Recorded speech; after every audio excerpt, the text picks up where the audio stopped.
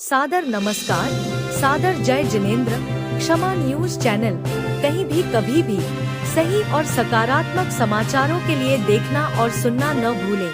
साथ में आपसे विनम्र निवेदन है कि यदि आपने इस चैनल को सब्सक्राइब नहीं किया है तो कृपया अवश्य कीजिए और शेयर और लाइक करना ना भूलें। 1000 मूल लाख से चंद्रप्र भगवान की एक बहुत आवश्यक सूचना है, जरा कल के बारे में सुन लें आप सभी लोग। अब भी बहुत आवश्यक जानकारी हमारे पास आई है। आप सभी श्रावक बंधु जितने भी बैठे हैं सभी सुन लें और सबको बता देना। कल चूंकि देश के गृह मंत्री माननीय अमित शाह जी यहाँ आचार्य श्री के समाधि स्थल पर अपनी श्रद्धांजलि अर्पित करने आ रहे हैं और विनयाञ्जलि अर्पित करने आ रहे हैं, इसलिए ठीक 1 बजे वो आएंगे। लेकिन उससे पहले उनका जो सुरक्षा व्यवस्था है वो लागू हो चुकी है अभी से। अभी बताया है कि कल 11 बजे भोजनशाला बंद हो जाएगी। 11 से 9 बजे तक ही भोजन की व्यवस्था है, उसके बाद भोजन व्यवस्था नहीं है। सिर्फ 2:30 बजे के बाद भोजन व्यवस्था रहेगी, इसलिए आप सभी लोग सावधान रहें। इसके अलावा 9 से 11 बोला है, 11 से 9 बोला था। 9 से 11 से समझ जाना आप लोग, बाकी समझदार आप हैं। 9 से 11 भोजन व्यवस्था रहेगी। और बैठक व्यवस्था में उन्होंने बताया है कि ब्रह्मचारी भाई यहाँ से आएंगे और ब्रह्मचारी के अलावा किसी को प्रवेश वो नहीं देंगे। यहाँ पर ध्यान रखें, कोई भी ब्रह्मचारी के अलावा ना करे। आप अपनी व्यवस्था पहले से देख लें। उन्होंने बोला कि 12:30 पौन बजे ये व्यवस्था पुलिस वाले बंद कर देंगे, कोई अंदर पे। इसलिए पौन बजे 12:30 के और पौन बजे के बीच में आप सभी श्रावक लोग आके अपना स्थान ग्रहण कर लें। भाई लोग यहाँ से आकर के यहाँ विराजमान हो जाएंगे। सामायिक करना यहाँ सामायिक कर लें। सभी बहनें भी आप लोग यहाँ से ध्यान रखें, पीछे से आपका आना है। माता जी लोग सब पीछे से आएंगी। उन्होंने बताया व्यवस्था ऐसी है तो पीछे से आके विराजमान हो जाएंगी। लेकिन वहाँ पर भी बहनें और कोई बहन खड़ी रहेंगी, उनकी ड्यूटी रहेगी पुलिस वालों के साथ। वो ही जैसा जिनको कहेंगे वो ही अंदर आएंगी। इसलिए सुरक्षा व्यवस्था के साथ सभी लोग ध्यान देंगे और अपना अपना स्थान समय पर ग्रहण कर लेंगे। भोजन की व्यवस्था भी आप समझ लें। और आज विद्यासागर जी महाराज के दर्शन के लिए और इस धर्म सभा में उपस्थित सभी भाइयों और बहनों, जब जयंत जी निमंत्रण देने आए थे तब 9 तारीख तक का कार्यक्रम था और मेरा जाना संभव नहीं, यहाँ आना संभव नहीं था। कुछ पहले से ही कार्यक्रम तय हो चुके थे, बदल भी नहीं कर सकते थे, तो दिल में थोड़ी कसक थी। मगर शायद आचार्य भगवान जी ने ही चाहा होगा कि मैं यहाँ हूँ, तो कार्यक्रम थोड़ा आगे बढ़ गया। और जब उनका दूसरी बार फोन आया तब मैंने कहा मैं निश्चित ही आऊँगा, क्योंकि पहले भी एक बार जबलपुर में आचार्य भगवान के सानिध्य में लगभग 1.5 दिन रहने का मुझे मौका मिला था। और आज जब इतना बड़ा कार्यक्रम इस पुण्य भूमि पर हो रहा हो, इस वक्त समिति ने मुझे निमंत्रण दिया है तो मुझे जाना ही चाहिए। मैं कोई लंबी बात करना नहीं चाहता। मित्रों, आज देश में एक ऐसी सरकार चल रही है जो सरकार मानती है कि देश के हर व्यक्ति तक सुख पहुंचना चाहिए, व्यवस्था पहुंचनी चाहिए, हर व्यक्ति का जीवन स्तर ऊपर उठना चाहिए।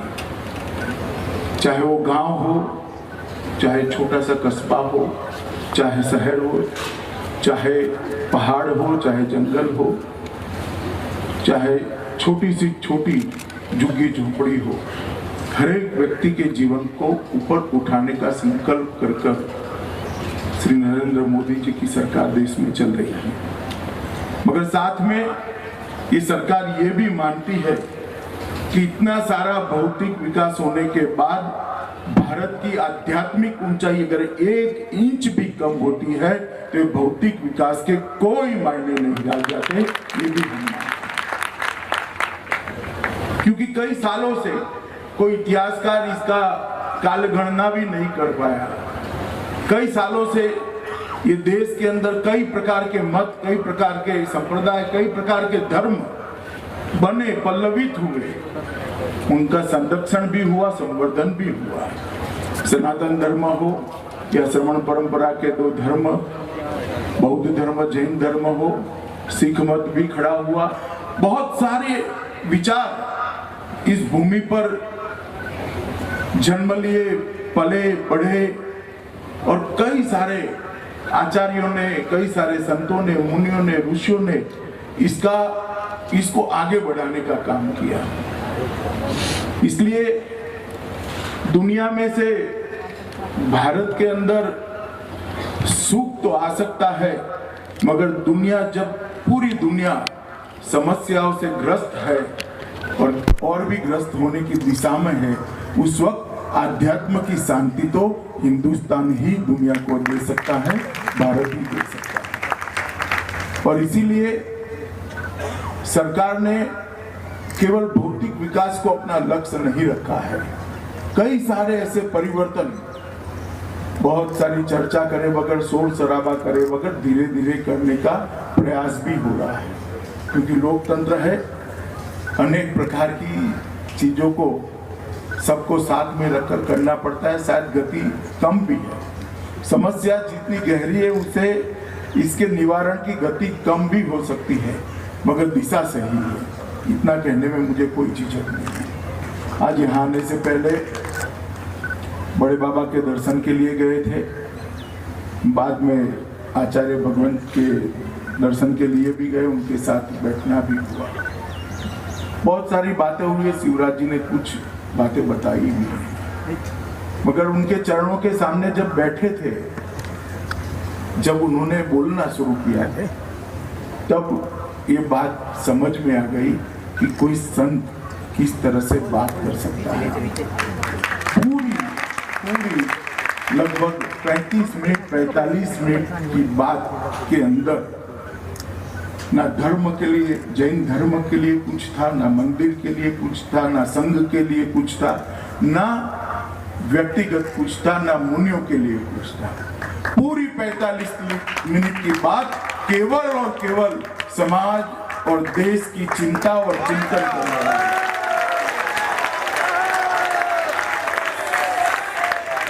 संत का जीवन कैसे हो सकता है, संत कैसे सोच सकते हैं, उसका एक बहुत उत्कृष्ट अनुभव आज मैं मेरे जीवन में यहाँ से लेकर